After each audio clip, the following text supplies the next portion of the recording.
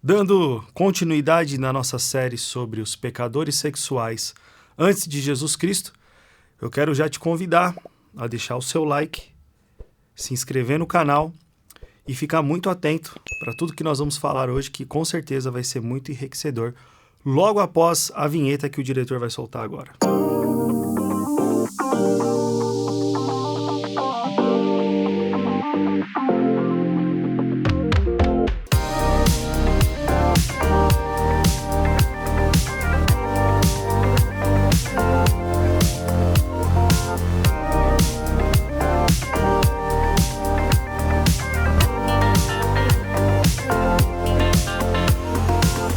Galera, vida pura, como vocês estão? Mais uma semana, mais uma sexta-feira, para a glória de Deus, nós estamos aqui toda sexta-feira, às 20 horas, horário de Brasília, com um programa novo, uma estreia para você acompanhar conosco. Participe aqui no chat, vai ser um prazer saber a cidade de onde você está acompanhando. Manda um boa noite e o nome da cidade de onde você está. Como eu já pedi para você, se inscreve no canal, ativa o sininho, deixa o like aí, compartilha nos seus grupos de WhatsApp. O assunto é sempre polêmico, um tabu, e nós dependemos muito da sua ajuda compartilhando esse conteúdo. Combinado? E detalhe importante, hein? Não se esqueça que nós estamos também nas plataformas de streaming em áudio, os podcasts do Vida Pura em todas as plataformas de áudio de streaming. Você pode ficar o dia aí maratonando no seu ouvido o nosso conteúdo. Nós estamos aqui no canal da Telmídia, diretamente dos estúdios da Comev em São Paulo, e é sempre um grande prazer. E mais uma vez, quem está comigo, você já sabe, né? Meu amigo Davi. E aí, Felipe, bora lá? Bora, tá preparado para a gente dar sequência aqui no nosso assunto? Vamos lá. Vamos lá, então. Nós estamos falando sobre personagens bíblicos, né, antes de Cristo, aqui na própria genealogia de Jesus, que estão envolvidos em pecado sexual, né? Ou que estavam envolvidos em pecado sexual, melhor dizendo. E só para lembrar o pessoal de casa que a grande ideia de nós estarmos fazendo essa série é para mostrar que na própria genealogia de Cristo há muitos pecadores sexuais. E que não é por causa do nosso pecado sexual que nós fomos descartados, né? Pessoas, Deus não vai mais me perdoar, para mim não tem mais jeito, né? Se fosse dessa forma, eu não estaria aqui, você não estaria aqui. E aí, quando nós olhamos para a genealogia de Jesus, nós vemos que nem Cristo teria nascido, se for analisar dessa forma. Pois é. Então, é importante esse estudo para trazer, de fato, esperança para quem está assistindo e que um dia é possível, qualquer um que está lá do outro lado, está sentado aqui conosco, né? Pensou que maravilha que ia ser? E até abrir os olhos para questões que esses personagens bíblicos, né, viveram e que muitas vezes a gente tem essa sensação de que a realidade bíblica está um tanto distante da nossa, e não, né? Mostrar o lado bastante humano desses personagens, o quanto as coisas que eles viveram estão próximas do nosso contexto. A gente viu no caso de Judá, né? Questão ali de conflitos internos, a questão de ter traído a confiança do pai, né? No lance lá com José, e aí depois a perda dos filhos. Então são emoções, situações, aflições presentes no cotidiano humano dentro do contexto aí de vida de um pecador sexual. Muito bem, vamos ler então de novo aqui. Mateus 1, livro da genealogia de Jesus Cristo, filho de Davi, filho de Abraão. Abraão gerou Isaque, Isaque gerou Jacó, Jacó gerou Judá e os seus irmãos. Judá gerou Pérez e Zerá, cuja mãe foi Tamar. Já falamos sobre isso no programa passado. Se você não assistiu, calma, fica com a gente até o final aqui, e aí depois você vai e assiste o programa anterior. Vamos seguir. Pérez gerou Esrom, Esrom gerou Arão. Arão gerou Aminadab, Aminadab gerou Naasson, Naasson gerou Salmão. Calma, respira. É gente, hein? Salmão gerou Boaz, cuja mãe foi? Raabe. Raabe. Quem foi Raabe? Raabe foi uma prostituta de Jericó que recepcionou os espias ali de Israel, quando eles foram espionar a terra que eles iriam ocupar depois, posteriormente, né? E ela escondeu eles, deu aquele migué no rei de Jericó, né? Que queria que ela entregasse eles, e ela deu migué. Não, vai lá, eles não estão mais aqui, vai lá, talvez vocês os alcancem. Ela levou ele pro terraço, né, de onde ela morava. Ela morava, na verdade, na muralha, que seria derrubada depois. Verdade. Ela leva eles pro terraço, esconde eles embaixo de alguns talos de linho. Tá lá em Josué, capítulo 2, para quem quiser acompanhar. E aí depois ela... Eu acho interessante, Felipe, porque Raabe, ela não é só essa prostituta que abriga os espias que a gente está acostumado a ouvir. Mas Raabe, ela é também a portadora de uma notícia para eles de que eles não tinham noção. De que era que o povo estava amedrontado e apavorado com a possibilidade de Israel entrar em guerra com eles. O povo de Israel ficava com aquela crise de inferioridade e de incredulidade também, de ingratidão com Deus desde o deserto. A gente viu ali, o povo murmura até umas horas, e a galera ao redor sabe que eles foram um povo lá que saíram do Egito, que mar se abriu, que pragas vieram, todo mundo tá amedrontado, e o povo de Israel, tipo, que saco que eu tô aqui, tô com fome, tô com sede. Eles murmurando e o povo com medo deles. Eles não tinham noção dessa realidade, do peso de relevância e de importância que eles estavam tendo. E Raabe foi portadora dessa notícia que animou aqueles 2 espias e deu uma nova perspectiva para aquela batalha, né? Eu quero até pegar esse gancho que você falou, porque olha que interessante, né? Os israelitas, eles viram com os próprios olhos os milagres que Deus realizou para que eles fossem livres do cativeiro no Egito. E muitas das pessoas que estão nos assistindo agora, eles querem um milagre de Deus. Quero parar de assistir pornografia, quero parar de me masturbar, eu preciso parar com a minha vida de fornicação, adultério e a imoralidade que for. Então eles almejam uma bênção milagrosa de Deus para a vida deles.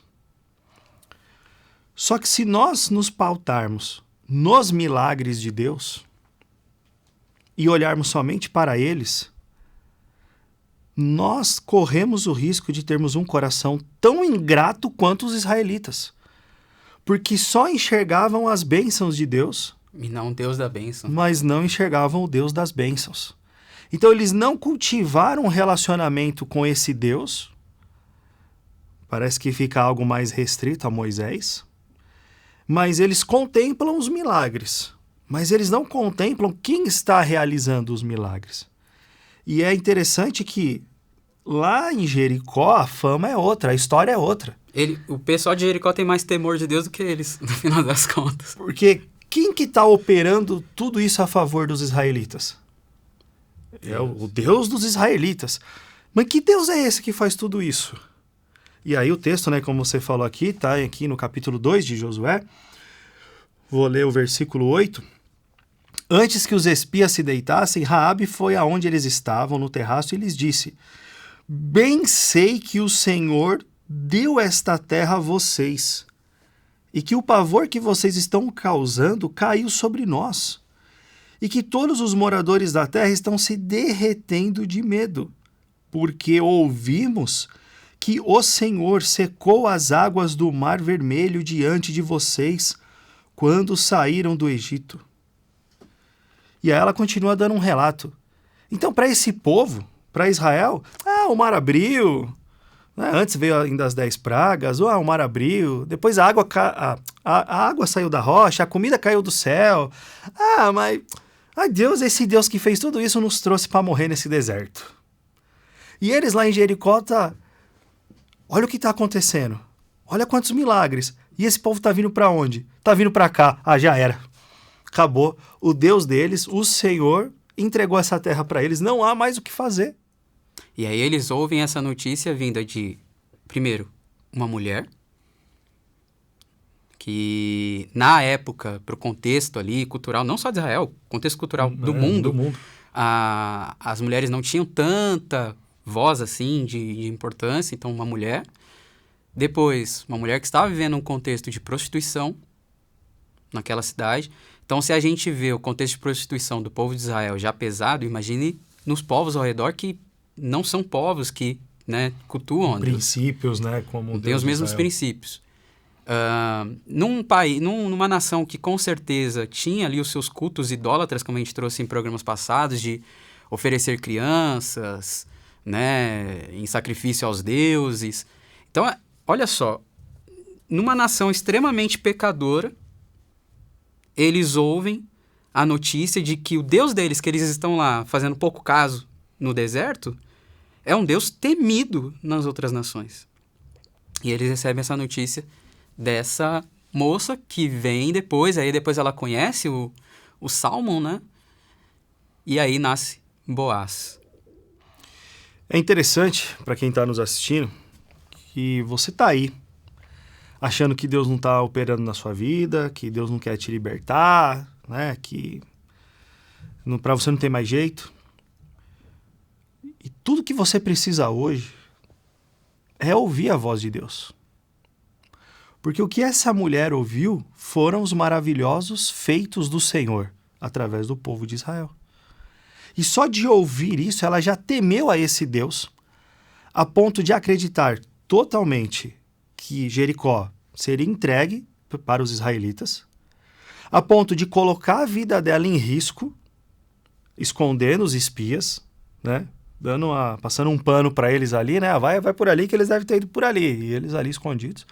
Então ela coloca a vida dela em risco pela convicção que ela tem.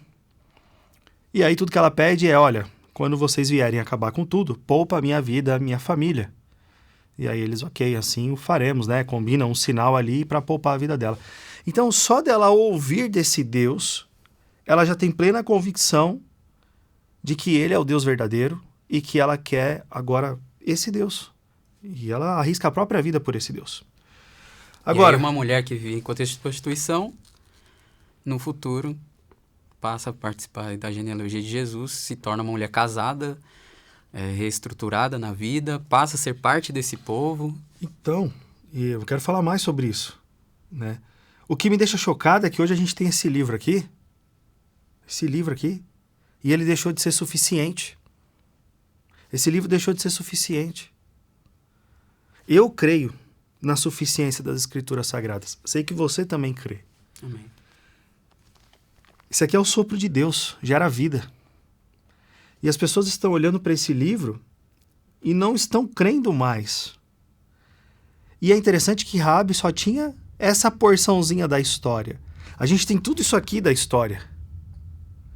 A gente já tem o plano completo no sentido de que a gente já sabe qual é o Messias, o Cordeiro, ele já veio, a gente sabe que ele voltará, a gente sabe infinitamente mais do que essa prostituta, mas aquele pouquinho que ela sabia, ela se agarrou. E agora que a gente sabe tudo isso, a gente não se agarra mais. Raabe viveu na prática o que Paulo traz em Romanos 10 e 17, né? Que, consequentemente, a fé vem por se ouvir a mensagem. E olha que ela não tinha toda essa mensagem. E ela creu, Raabe creu antes do povo de Israel crer. E assim como Abraão, né? Isso foi imputado com certeza a ela, como justiça de Deus. Sim. Deus, na soberania dele, né? Fez com que ela participasse disso.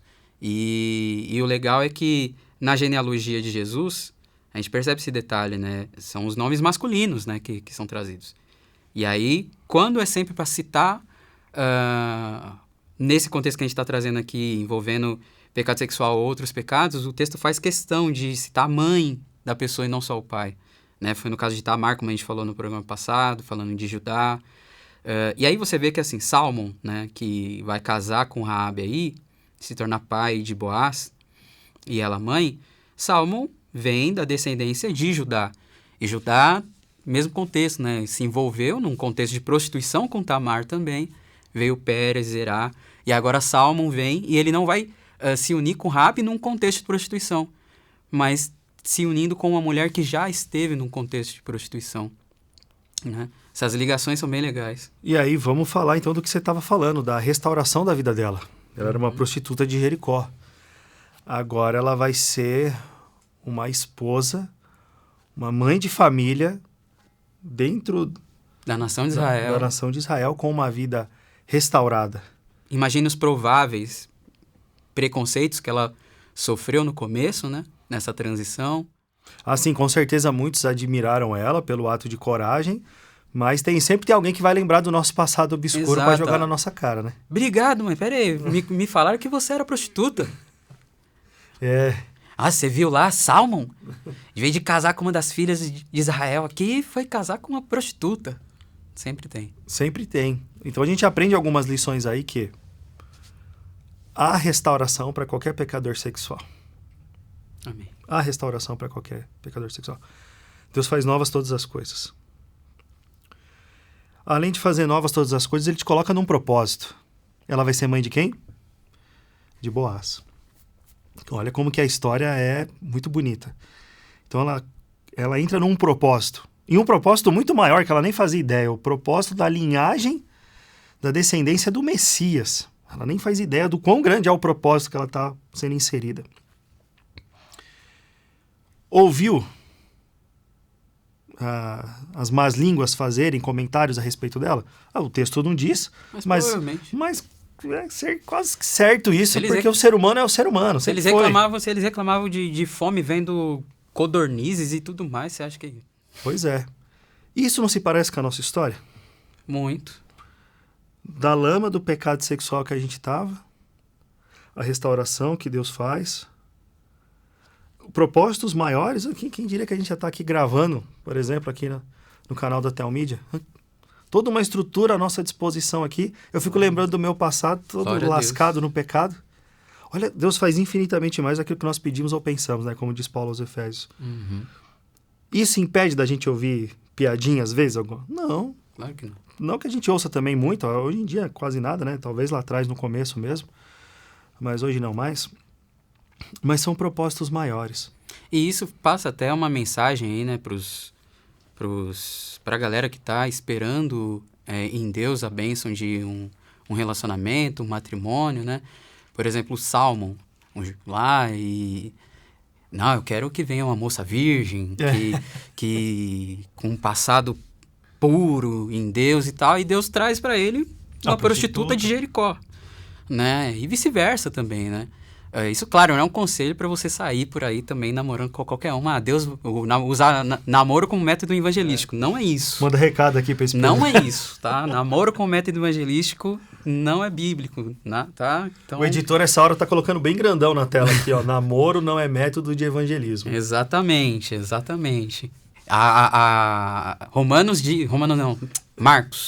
Marcos diz, ide por todo mundo e pregar o evangelho a toda criatura. Marcos 16,15. Não é ide por todo mundo e chavecai toda criatura, tá?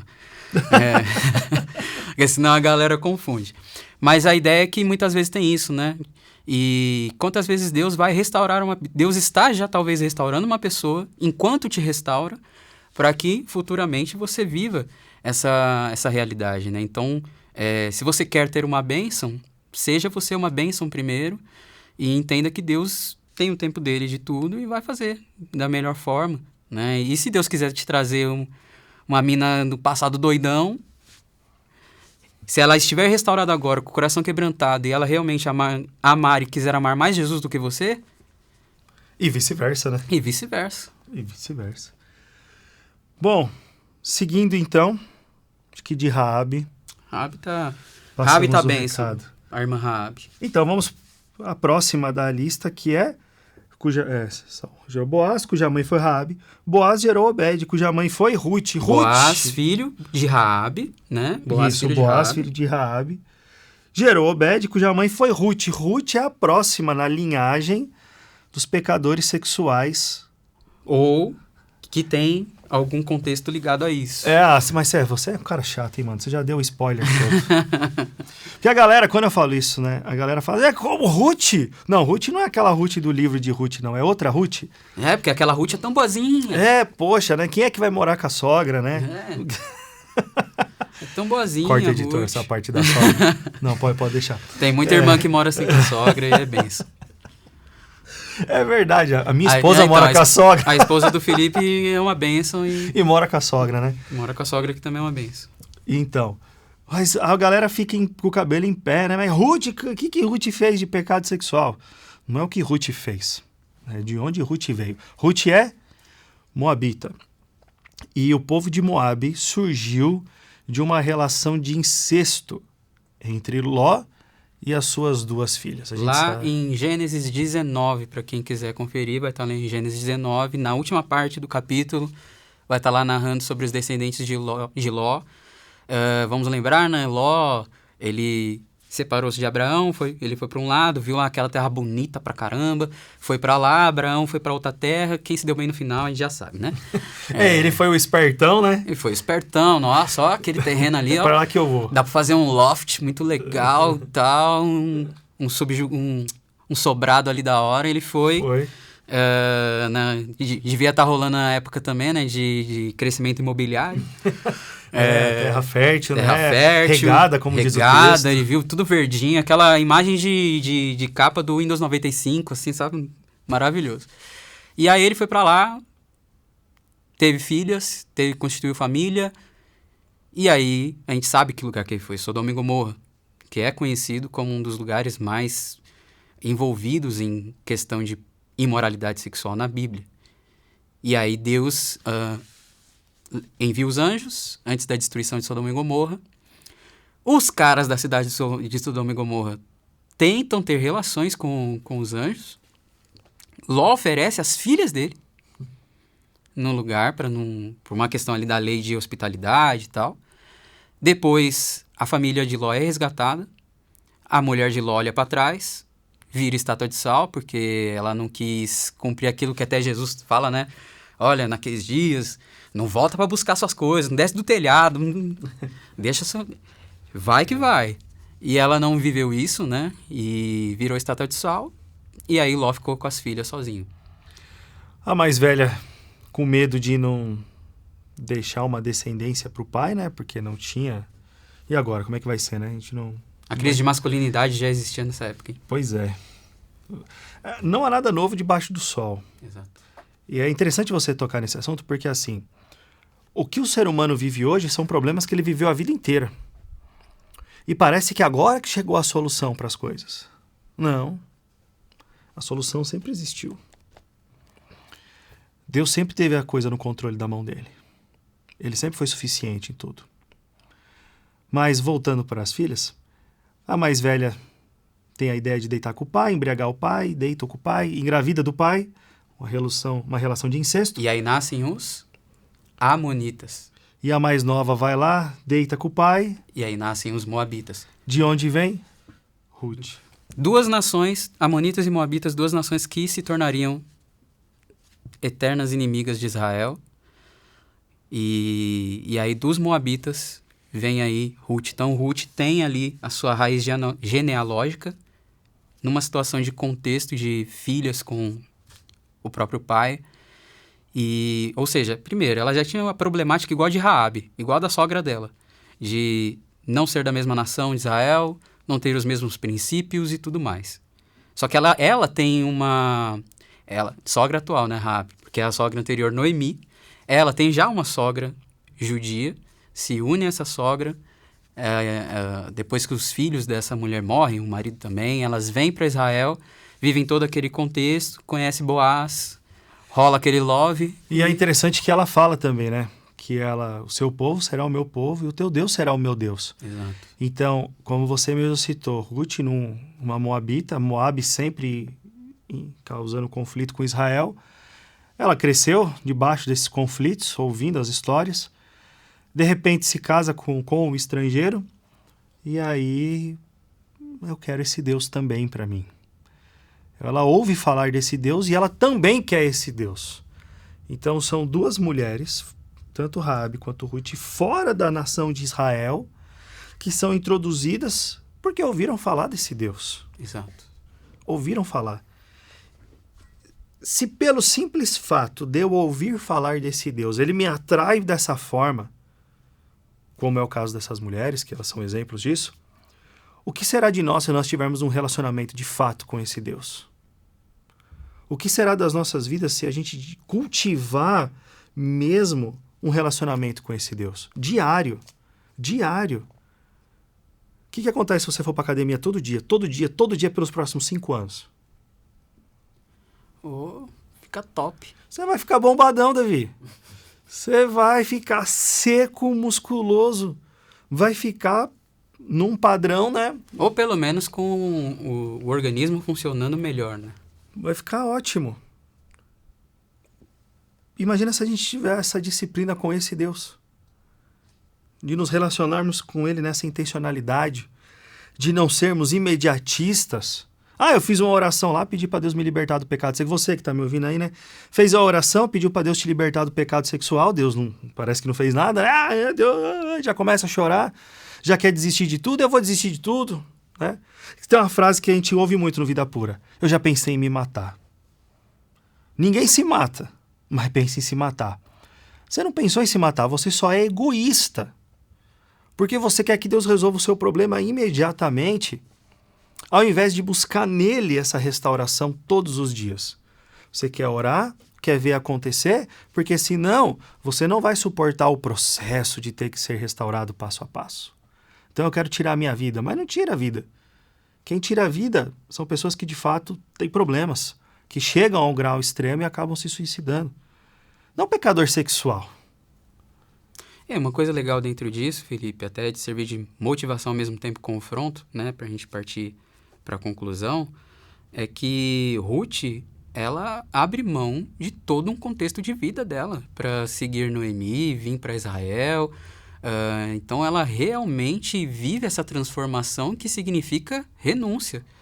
Né? Quem quiser me seguir, negue-se a si mesmo, então essa cruz e siga-me.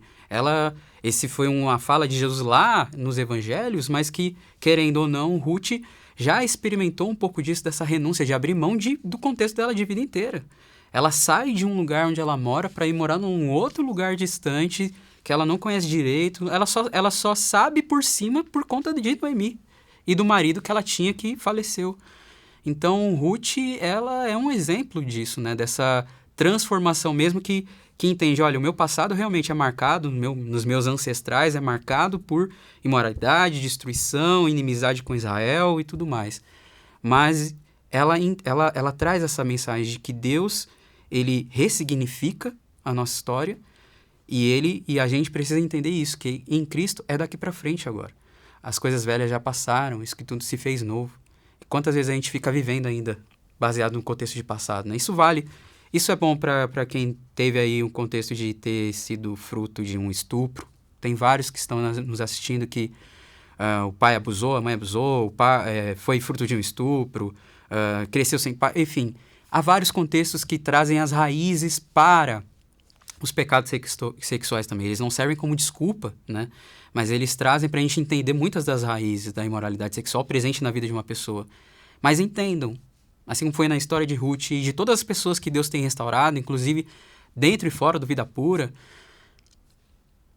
Deus ressignifica e em Deus nós somos de fato nova criatura. Nós não precisamos mais viver em função do nosso passado. Glória a Deus por isso. Amém, glória a Deus. Foi bem legal falar sobre Raabe, sobre Ruth. E fica aí a mensagem para você. É relacionamento com esse Deus. Se você só quer as bênçãos de Deus não suprem o que você precisa. Você precisa do Deus das bênçãos, de um relacionamento com Ele. Essas mulheres ouviram falar desse Deus. Elas viram os maravilhosos feitos do Senhor, mas não olharam simplesmente para o que Ele fez. Olharam para quem Ele é. Quem é esse Deus capaz de fazer coisas tão maravilhosas? Eu quero esse Deus. E se você que está nos assistindo hoje também quer esse Deus, que faz coisas maravilhosas, mas quem é esse Deus que faz coisas tão maravilhosas assim? O Criador de todas as coisas, aquele que sustenta as nossas vidas, aquele que está contemplando esse momento atual nosso aqui e conhece os anseios do seu coração. Mas se você está acompanhando todos os programas Vida Pura aqui na Telmídia, você sabe já aprendeu. E se chegou aqui agora, tem vários programas, mais de 30 para você olhar para trás aqui e acompanhar um por um. Deus restaura pecadores sexuais dentro de um processo de santificação, de renovação da mente. E esse processo é diário, dia após dia, dia após dia, dia após dia, até você ser uma nova criatura. É nesse relacionamento que você precisa estar focado, estar focada. É aí que você precisa empregar as suas forças. Ok? E se você quiser mais, se você quiser caminhar comigo, quiser caminhar com o Davi, siga lá o Vida Pura nas redes sociais. @Ministério Vida Pura, você vai ver o nosso conteúdo no Instagram, vai conhecer o programa de renovação da mente, te convido a conhecer o programa de renovação da mente, vir caminhar conosco, viver essa novidade de vida. Me siga lá na rede social, segue o Davi também, segue aqui o canal da Telmídia no Instagram, acompanha os programas e o meu convite também para você clicar no link aqui da descrição do vídeo e conhecer o conteúdo de streaming da Telmídia, filmes, séries, desenhos que vão com certeza edificar muito a sua vida. Então não perca a oportunidade de ser inscrito no streaming da Telmídia. Combinado? Sexta-feira que vem, às 20 horas, horário de Brasília, nosso encontro marcado aqui. Eu te espero. Você não pode perder, hein? Davi, Deus te abençoe. Obrigado. Bora. Nós somos o Vida Pura. Não desistimos da santidade. Até o próximo encontro. Deus abençoe a todos.